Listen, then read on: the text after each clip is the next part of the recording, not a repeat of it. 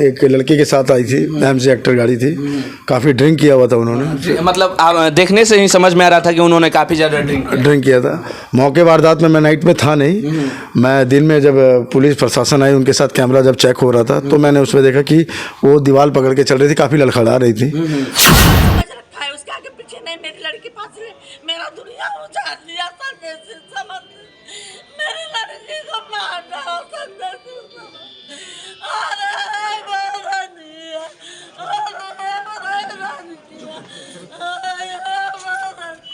लगाइए माइक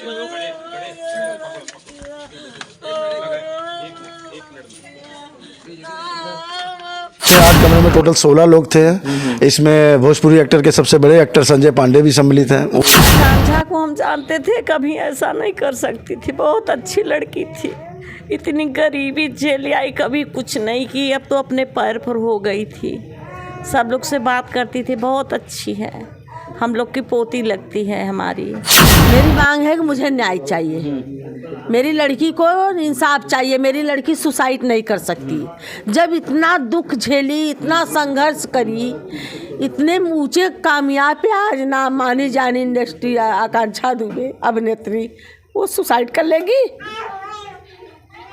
अब सुसाइड कर लेगी ऊंचाई बुलंदी पहुंच के। हाँ, ये लोग ने मारा है ताकि वो आगे न बढ़े। समर सिंह दूसरे के साथ में काम नहीं करना देना चाहता था उसको। बाकी ये भोजपुरी इंडस्ट्री के लिए बहुत बड़ा दुखद खबर है और बहुत बड़ा झटका है। एक तरह से इतनी बड़ी कलाकार जो महज 3 वर्ष के उम्र में ही इतना बड़ा सपना पालती है और मुंबई जैसे महानगर में खुद को स्थापित करती है। वो मैंने प्रशासन को फ़ोन किया 10:30 बजे के आसपास, प्रशासन आई, उन्हीं के समक्ष में जाकर उनको खोला गया। जब उनको खोला गया तो देखा गया मौके वारदात पर। अभी हम बनारस के सारनाथ थाना क्षेत्र के अंतर्गत एक होटल में मौजूद हैं, जिस होटल में भोजपुरी की एक बड़ी अभिनेत्री जिनका नाम आकांक्षा दुबे होता है आती हैं और अपने जीवन को खुद ही अपने हाथों से समाप्त कर लेती हैं। आती हैं यहाँ पर स्टे होती हैं रात में, और रात के तकरीबन 2:25 पर अपने इंस्टाग्राम के पेज से लाइव भी आती हैं। और इसके बाद क्या कुछ होता है ये सब कुछ अभी प्रशासनिक जाँच का विषय है, सब कुछ सामने निकल कर आएगा। हालांकि एक भोजपुरी की बड़ी एक्टर थी और बड़ी नाम थी, मात्र 3 साल की उम्र में ही अपने स्टेट को छोड़कर उत्तर प्रदेश से चलकर मुंबई जैसे महानगरी में खुद को परिवार के साथ स्थापित करती हैं और काफ़ी परिश्रम के बाद भोजपुरी में पिछले 2-3 वर्षों से अपना नाम और पहचान बताती हैं और काफ़ी ज़्यादा शोहरत को प्राप्त करती हैं और भोजपुरी को भी बहुत ज़्यादा बड़ा योगदान देती हैं।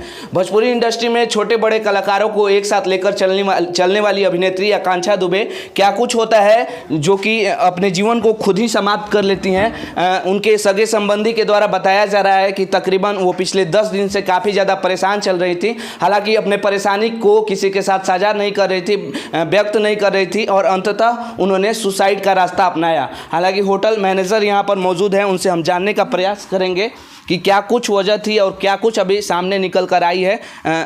सबसे पहले स्वागत है आपका। मैं इस होटल के मैनेजर हूँ रितेश कुमार मेहता, और मुझे भी बहुत अफसोस है कि इतनी बड़ी एक्ट्रेस होने के बाद उन्होंने ऐसा कदम उठाया। हमारे पूरे सोमेंद्र परिवार की तरफ से उनको बहुत भावपूर्ण श्रद्धांजलि है। बहुत अच्छी एक्ट्रेस थी और काफ़ी नाम था उनका, उनके फॉलोवर्स भी ज़्यादा थे। बट उनको आए हुए अभी 23 तारीख को ही वो आई थी। कितने दिन से यहाँ पर स्टे? ये 23 तारीख को सुबह आई थी 1:15 में, 2-2:15 बजे वो हमारे होटल में इन किया उन्होंने। उनसे मेरी मुलाकात सवेरे 10:30 बजे के आसपास हुई। काफ़ी अच्छी थी, हंसमुख थी, आना जाना था। एक दिन पहले उन्होंने बताया कि हमें लॉन्ड्री सर्विस भी प्रोवाइड कर दीजिए, हमने सब कुछ उनको प्रोवाइड किया। फिर उनके रूम को भी हम लोगों ने खड़ा होकर सफाई किया। जिस दिन उनका सुसाइड के एक दिन पहले वो 8:30 बजे कैब करके आई हैं और गई हैं बर्थडे पार्टी में। वहाँ से करीबन 2:15 सवा 2 बजे के आसपास वो एक लड़की के साथ आई थी, एमजी एक्टर गाड़ी थी, काफ़ी ड्रिंक किया हुआ था उन्होंने। मतलब आप देखने से ही समझ में आ रहा था कि उन्होंने काफ़ी ज़्यादा ड्रिंक किया था। मौके वारदात में मैं नाइट में था नहीं, मैं दिन में जब पुलिस प्रशासन आई उनके साथ कैमरा जब चेक हो रहा था तो मैंने उसमें देखा कि वो दीवार पकड़ के चल रही थी, काफ़ी लड़खड़ा रही थी। वो कमरे में गई, उनके साथ वो ड्राइवर भी उनका गया। 17 मिनट बाद वो ड्राइवर बाहर आया, कमरे की बत्ती जली। फिर वो 2:25 में सोशल मीडिया पर वो ऑनलाइन हुई। उस समय करीबन 9:30 लोग उनको फॉलोअर्स देख भी रहे थे, रो रही थी उसमें वो। उसके बाद मुझे लगता है अप्रॉक्स 3 सवा 3 बजे के साथ उन्होंने ये कदम अपना उठाया। इसके बाद सुबह में कैसे पता चलता है, सब कुछ निकल के आता है कि उन्होंने सुसाइड कर लिया है? सबसे पहले गेट के पास कौन गया? एक्चुअली क्या है कि 2 दिन से वो जब यहाँ पर स्टे की हुई थी तो उनकी सूट नहीं थी, बट कल उनका पहला दिन था सूट का, तो उनके मेकअप आर्टिस्ट रेखा मौर्य और 1-2 लोग हैं रूम बॉय, वो सब 8:30 बजे के आसपास होटल में है कि मैम को लेके जाना है, तैयार करके सूट पर लेके जाना है। तो जब वो 8:30 बजे के पास आए तो उनको दरवाज़ा खटखटाया, नॉक किया गया, तो उन्होंने नहीं खोला। फिर वो हमारे पास आए, काफ़ी 45 मिनट का अराउंड टाइम भी दिया था। तो जब वो हमारे पास आए तो हमने बोला कि ऐसे हम नहीं किसी का कमरा खोल सकते। हॉस्पिटलिटी सेक्टर में सबकी प्राइवेसी है, बिना मैम के इन्फॉर्मेशन के या उनके प्रोड्यूसर से बिना बात किए मैं रूम को ओपन नहीं कर सकता, चाहे हमारे पास मास्टर की है या नहीं है।